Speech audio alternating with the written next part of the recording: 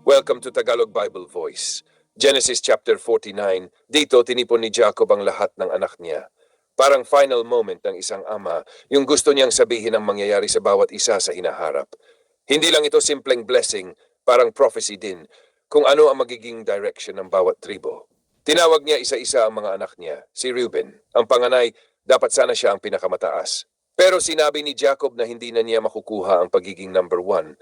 Kasi nagkamali siya noon nang sumiping siya kay Bilha. Parang sinasabi may potential ka, pero dahil sa ginawa mo, nawala ang privilege mo. Sunod sina Simeon at Levi, pinagsama sila sa sinabi.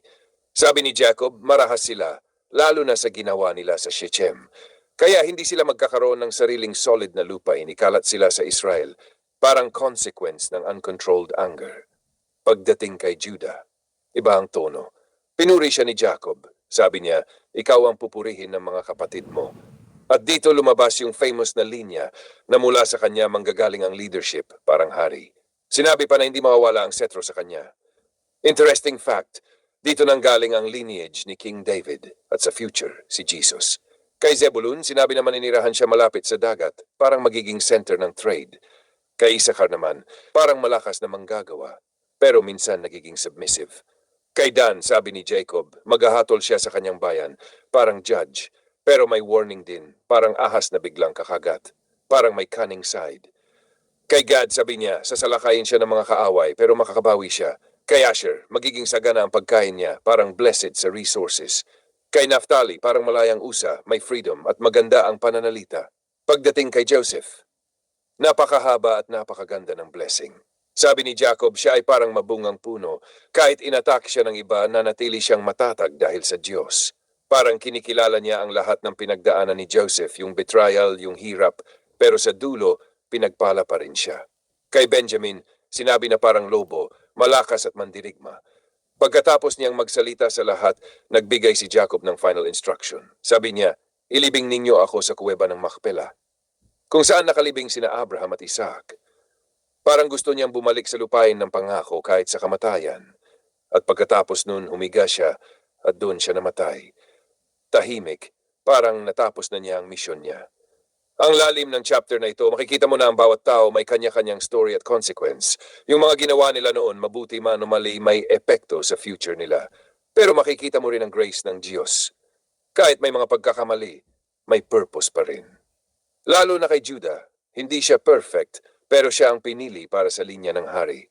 Interesting din, ito yung foundation ng 12 tribes of Israel. Parang dito mo makikita kung saan nagsimula ang identity ng buong bansa. At isa pang insight, si Jacob sa huling sandali ng buhay niya, hindi siya nag-focus sa nakaraan lang, kundi sa hinaharap ng mga anak niya. Parang legacy mindset ulit, dahan-dahan lang. Kasi ang buhay natin, hindi lang tungkol sa ngayon. May epekto ito sa susunod na henerasyon. At sa dulo, ang pinaka-importante, matapos mo ang journey mo na may naipasa kang blessing direction at pananampalataya. Genesis chapter 50, ito na yung huling chapter, parang pagtatapos ng isang mahabang kwento ng pamilya, punong-puno ng ups and downs. Nung namatay si Jacob, niyakap siya ni Joseph at umiyak. Parang anak na sobrang nagmamahal sa ama niya.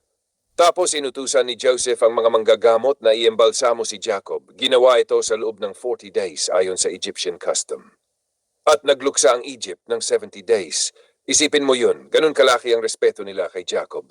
Pagkatapos ng panahon ng pagluksa, kinausap ni Joseph ang Pharaoh. Sabi niya, may pangako ako sa ama ko na ililibing ko siya sa lupain ng aming mga ninuno. Pumayag ang Pharaoh. Kaya umalis si Joseph kasama ang buong pamilya, pati mga opisyal ng Egypt, parang malaking procession.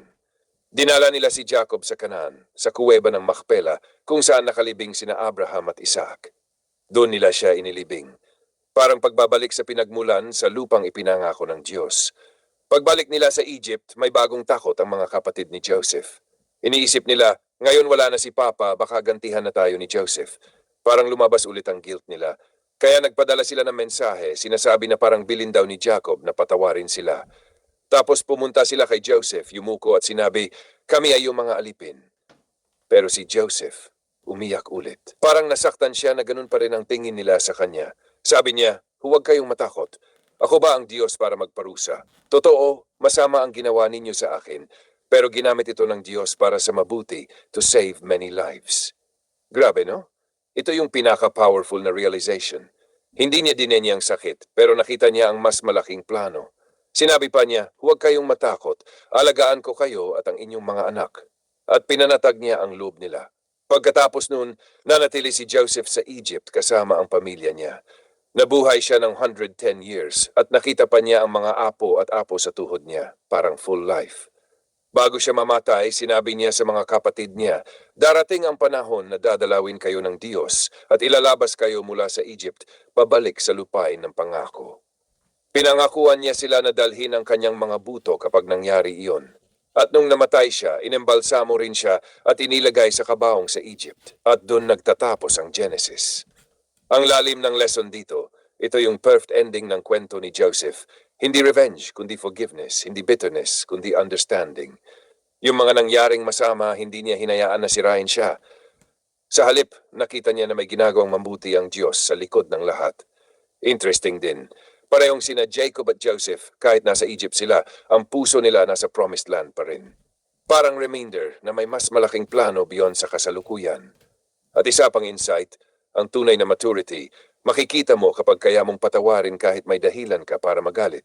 Dahan-dahan lang, kasi ang buhay, parang kwento ng Genesis, may simula, may gulo, may sakit, pero kung hahayaan mo ang Diyos, may magandang ending. At sa dulo, ang pinakamahalaga, hindi kung gaano kahirap ang dinaanan mo, kundi kung paano mo nakita ang kamay ng Diyos sa gitna ng lahat.